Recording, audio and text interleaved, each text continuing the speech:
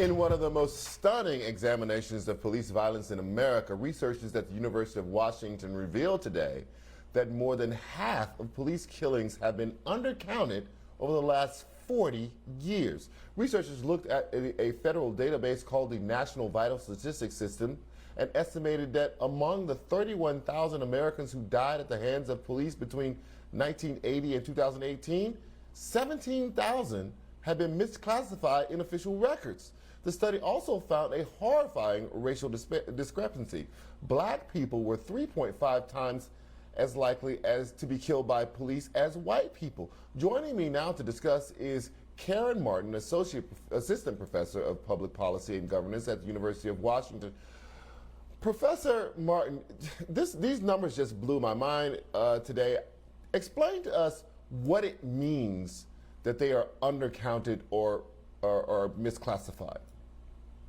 Well, the basic sense of what it means is that the official federal statistics do not actually capture all of the deaths, meaning that when something is recorded as a death at the local level, the medical examiners are not entering data in a way that it reflects in the aggregate as being caused by police officers. So that's the basic issue here, is that the data are not being collected in a way that we can see in the aggregate what's actually happening. And there's a lot of reasons we can get into about why that is the case.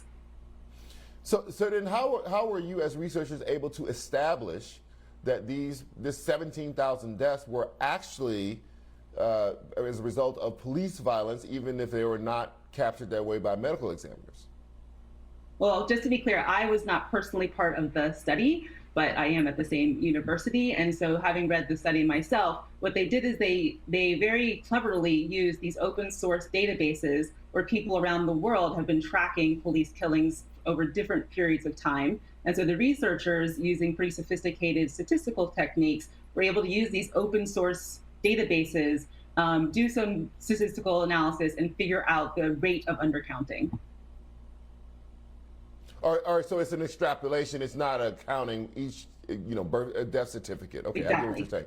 So, yes. The other thing that that's interesting to me is, do we know anything about whether or not the police would have considered these to be justified killings? This strange word, but that's the word that they use.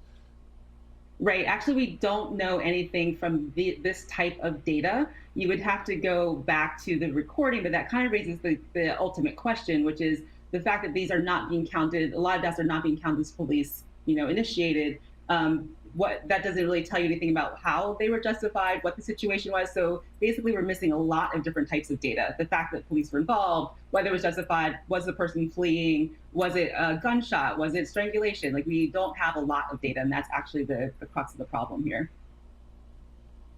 One of this giant racial discrepancies also sticks out, that black people were 3.5 as likely to be killed by police as white people.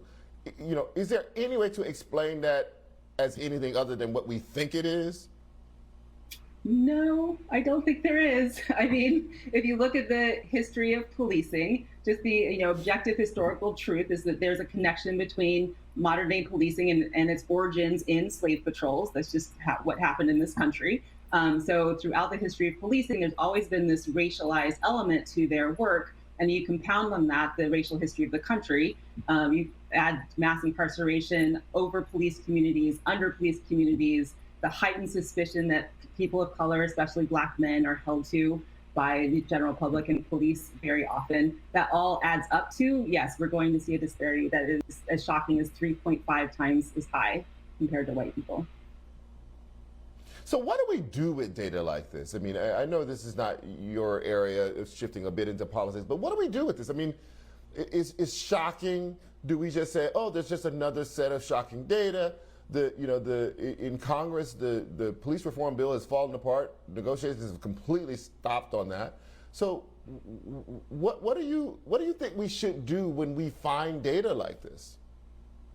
Well, I hope we do something. I mean, we have to do something. I think there's a variety of implications of data like this. One is, again, just going back to root causes, some type of education campaign, awareness that the people recording deaths, they actually have a duty to record it as being police involved at a bare minimum. It's not about assigning blame at that point. It's just literally recording the facts. Was law enforcement involved in this death? That would be step one, right? So just like education So at that's the on the local court. level. That's on the medical examiners. They should be. That's where they've Yes. fallen down. You're putting that on their Right. lap. Okay, I got you. Yeah, I mean, and Continue. to be fair, some of them work in sheriff's offices. Some of them, this is not, they haven't been trained that this is the way to do it. A lot of the forms literally don't have like a space to record this type of information. So I'm not really assigning blame to, individual medical examiners. The whole structure needs to be recalibrated to take this into account. So I would say like the basic is let's collect the right information, but then going further, which I'm in a school of public policy, so I care about what we're going to do with the policies here. It's really important that this does stay in the public discourse, that policymakers hear this data, that decision makers understand the impact of this, that this is yet another site of a very problematic racial disparity that is very rigorously assessed using statistical techniques.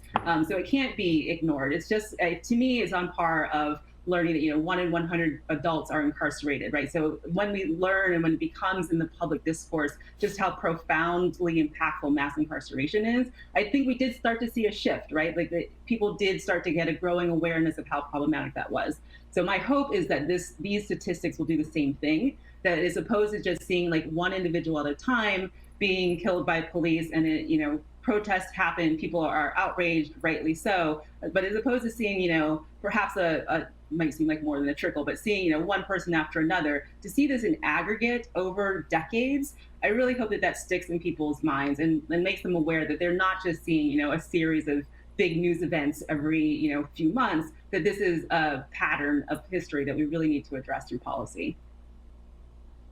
Professor Martin, thank you so much for your time. I'm still stuck on this. Like, I just cannot believe that there are some forms where you can be dead because of somebody else, and there's no space on the form for someone to write who contributed to your death. It is just a shocking state of affairs. Thank you so much for your time.